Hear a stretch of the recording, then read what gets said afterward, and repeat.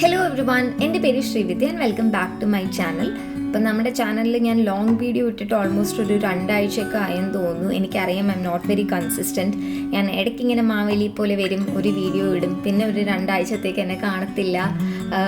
I know that's not the way to make things work.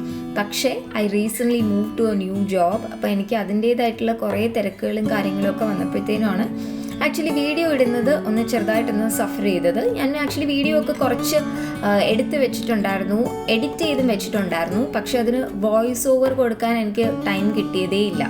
അങ്ങനെ ഇന്ന് എന്തായാലും ഞാനത് ചെയ്യാമെന്ന് വിചാരിച്ച് വീഡിയോ ഒക്കെ റെഡിയാക്കി അപ്ലോഡ് ചെയ്യാൻ പോവുകയാണ്. സോ ഇത് ഞാൻ സമ്മർ ടൈമിൽ എടുത്ത വീഡിയോ ആണ് കേട്ടോ. എൻ്റെ ബാൽക്കണി ഗാർഡനിൽ പയറും അതുപോലെ ചീരയും ഒക്കെ നന്നായിട്ട് വളർന്നു വന്നിട്ടുണ്ട്. അപ്പം സമ്മർ ടൈമാണ്. ഇപ്പോൾ ഓൾറെഡി ഇവിടെ വിൻ്റർ ആയിട്ടുണ്ട്. അപ്പം എനിക്കൊന്ന് ഞാനൊരു 2-3 മാസം മുന്നെന്തോ എടുത്തു വെച്ച വീഡിയോ ആണ്. ഇതുവരെ സത്യത്തിൽ എനിക്കതൊന്ന് ഫിനിഷ് ചെയ്ത് അപ്ലോഡ് ചെയ്യാനുള്ള സമയം കിട്ടിയില്ല എന്നുള്ളതാണ് കാര്യം. ഇപ്പം ഇത് കാണുമ്പോൾ എനിക്ക് തന്നെ ദൈവമേ സമ്മർ ഇങ്ങനെയൊക്കെ ആയിരുന്നു എന്നൊക്കെ തോന്നിപ്പോവുകയാണ്. ഓക്കെ, അപ്പം ഞാൻ രാവിലെ തന്നെ നമ്മുടെ ഗാർഡനിൽ നിന്ന് ചീരയും പയറും ഒക്കെ കട്ട് ചെയ്തുകൊണ്ട് വന്നു. ഈ പയറൊക്കെ നല്ല ഫ്രഷ് ആയിരുന്നു. എനിക്ക് ആക്ച്വലി ഭയങ്കര സന്തോഷമായി ഇത് പറിച്ചെടുത്തപ്പോഴത്തേനും. ഞങ്ങളിവിടെ വെജിറ്റബിൾസ് ഒക്കെ മേടിക്കുന്ന ഒരു ഏഷ്യൻ നെയ്ബർഹുഡിൽ നിന്നാണ്. അത് കുറച്ച് ദൂരം നമ്മൾ പോയിട്ടാണ് അതെല്ലാം കൊണ്ടുവരുന്നത്. അവിടെ നിന്ന് നമ്മൾ ഈ നീളം പയർ കൊണ്ടുവരും. അവിടെ നിന്ന് കിട്ടുന്ന പോലെ അതേപോലെ ഫ്രഷ് ആയിട്ടുള്ള പയർ നമ്മുടെ വീട്ടിലുണ്ടായി വരുമ്പം ഒരു ഭയങ്കര ഒരു സന്തോഷമല്ലേ. അപ്പം ഞാൻ എന്തായാലും ആ പയറിനെ മെഴുക്ക് പുരട്ടിയാക്കാൻ പോവുകയാണ്. അപ്പം നമ്മുടെ നോർമൽ റെസിപ്പി തന്നെയാണ് ഞാൻ യൂസ് ചെയ്യുന്നത്. ഞാൻ പറഞ്ഞല്ലോ ഇതൊരു 3 മാസമൊക്കെ മുന്നേ ഉള്ള വീഡിയോ ആണ്. അപ്പോൾ ഞാൻ ഈ എണ്ണയൊക്കെ ഭയങ്കര ലാവിഷായിട്ട് ഉപയോഗിച്ചിരുന്നു. ഇപ്പോൾ ആക്ച്വലി ഞാൻ കുക്ക് ചെയ്യുമ്പോൾ എണ്ണയുടെ യൂസൊക്കെ ഭയങ്കരമായിട്ട് കുറച്ചു. ഞാൻ ഫിഷ് ഫ്രൈ ചെയ്യുന്നതിന് പോലും ഇപ്പോൾ സത്യം പറഞ്ഞാൽ എണ്ണ ഉപയോഗിക്കുന്നില്ല. ഞാൻ യൂട്യൂബിൽ നോക്കിയിട്ട് വാഴയിലയിൽ മീൻ വെച്ചിട്ട് ഫ്രൈ ചെയ്യുന്ന ഒരു രീതിയിലോട്ട് മാറിയിട്ടുണ്ട്. അപ്പോൾ എൻ്റെ കുക്കിംഗ് സ്റ്റൈലൊക്കെ ആക്ച്വലി ഓവർ 3 മന്ത്സ് ഭയങ്കരമായിട്ട് മാറി, കുറേ ചേഞ്ചസ് വന്നിട്ടുണ്ട്. എനിവേസ് ഞാൻ സമ്മർ ടൈമിൽ കുറേ വീഡിയോ എടുത്ത് വെച്ചിട്ടുണ്ടായിരുന്നു. ഈ ബാൽക്കണി ഗാർഡൻ ഉണ്ടായിരുന്നപ്പോഴത്തേനും ഓൾമോസ്റ്റ് ഒരു 5-6 വീഡിയോ ഒക്കെ എടുത്ത് വെച്ചിട്ടുണ്ട് എന്നാണ് എൻ്റെ ഒരു ഓർമ്മ. അപ്പോൾ അതെല്ലാം ഇട്ട് കഴിഞ്ഞതിന് ശേഷം നമുക്ക് വിൻ്റർ ടൈമിലുള്ള വീഡിയോസിലോട്ട് വരാം. ഓക്കെ, അപ്പം ഞാൻ പയറും ചീരയും ഒക്കെ ലഞ്ചിന് വേണ്ടി ഉണ്ടാക്കിയിട്ടുണ്ട്.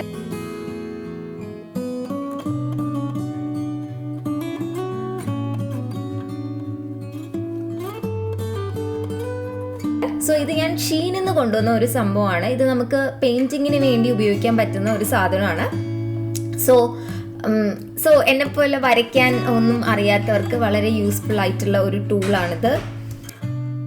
സോ ഈ കാണിച്ചിരിക്കുന്ന സാമ്പിൾ പിക്ചർ വലിയൊരു ക്യാൻവസിൽ അവർ നമുക്ക് വരച്ചു തരും. ആൻഡ് ഓൾസോ കളർ ചെയ്യാൻ വേണ്ടി അതിൻ്റെ അകത്ത് നമ്പേഴ്സും കൊടുത്തിരിക്കും. അതേ നമ്പേഴ്സിൽ തന്നെ നമുക്ക് കളേഴ്സ് ഇതുപോലെ ചെറിയ ബോട്ടിലിൽ കിട്ടും.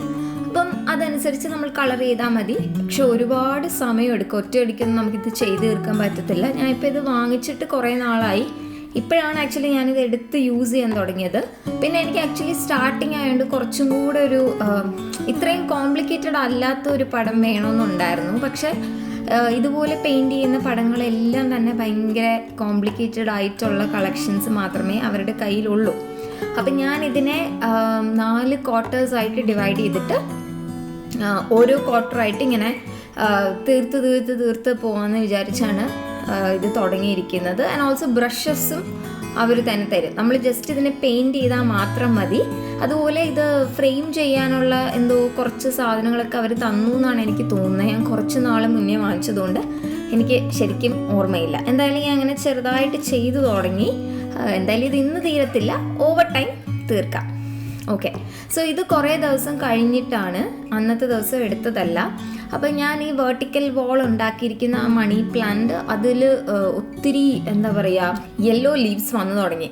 അപ്പം ഞാൻ വിചാരിക്കുന്നു ആ ചട്ടി കുറച്ച് ചെറുതായതുകൊണ്ടാണ് ആ പ്ലാന്റിന് വേണ്ടി എന്നാണ്. അതുകൊണ്ട് ഞാൻ ആമസോണിൽ നിന്ന് പുതിയതായിട്ട് ഒരു ചട്ടി മേടിച്ചു. ഞാൻ ഇത്രയും വലുതാവുമെന്ന് പ്രതീക്ഷിച്ചില്ല. ഇനി വന്നപ്പം അത്യാവശ്യം സൈസ് ഉണ്ടായിരുന്നു. അപ്പം ഇനി ഇതിലോട്ട് റീപോർട്ട് ചെയ്യാൻ പോവാണ്. അപ്പം ഇത്രയും മണ്ണ് നിറയ്ക്കാനില്ലാത്തതുകൊണ്ട് ഈ ചട്ടി വന്ന ആ കാർഡ്ബോർഡ് ബോക്സ് തന്നെ ഞാൻ കുറച്ച് ചെറുതായിട്ട് കട്ട് ചെയ്ത് അടിയിൽ സ്പേസ് ഫില്ല് ചെയ്തിട്ട് ബാക്കി മേളിൽ മണ്ണിട്ട് കൊടുക്കുകയാണ്. ഇനി ഏറ്റവും ഇമ്പോർട്ടൻറ്റ് ടാസ്ക് എന്ന് പറഞ്ഞിട്ടുണ്ടെങ്കിൽ നമ്മുടെ എക്സിസ്റ്റിംഗ് ചട്ടിയിൽ നിന്ന് ചെടി പുറത്തെടുക്കുന്നതാണ്.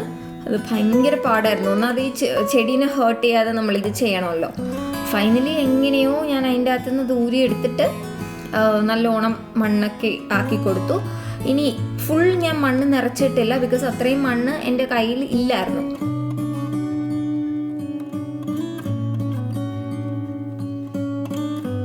ആൻഡ് ഓൾസോ ഞാൻ പറഞ്ഞല്ലോ ഈ ചെടിയിൽ ഒത്തിരി ഇതുപോലെ മഞ്ഞ ലീവ്സ് വന്നിട്ടുണ്ടായിരുന്നു. അപ്പം ഞാൻ ആ മഞ്ഞ ലീവ്സ് എല്ലാം നല്ലോണം ഒന്ന് കട്ട് ചെയ്ത് കളയാണ്.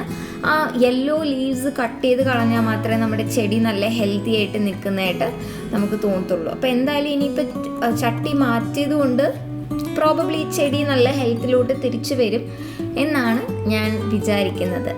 ഓക്കെ, അപ്പോൾ അതായിരുന്നു ഇന്നത്തെ ചെറിയൊരു വീഡിയോ. അപ്പോൾ ഇനി അങ്ങോട്ടുള്ള ആഴ്ചകളിൽ ഞാൻ സമ്മറിൽ എടുത്ത വീഡിയോസ് തന്നെയാണ് ഇൻക്ലൂഡ് ചെയ്യാൻ പ്ലാൻ ചെയ്യുന്നത്. അത് കഴിഞ്ഞതിന് ശേഷം ബാക്കി വീഡിയോസിലോട്ട് വരാം. ആൻഡ് ഓൾസോ നിങ്ങൾക്ക് ഞാൻ എന്തെങ്കിലും വീഡിയോ ചെയ്യണം എന്ന് പ്രത്യേകിച്ച് താല്പര്യമുണ്ടെങ്കിൽ please let me know in the comment section. അതിനനുസരിച്ച് ഞാൻ വീഡിയോ ചെയ്യാൻ നോക്കാം. Thank you and see you in my next video.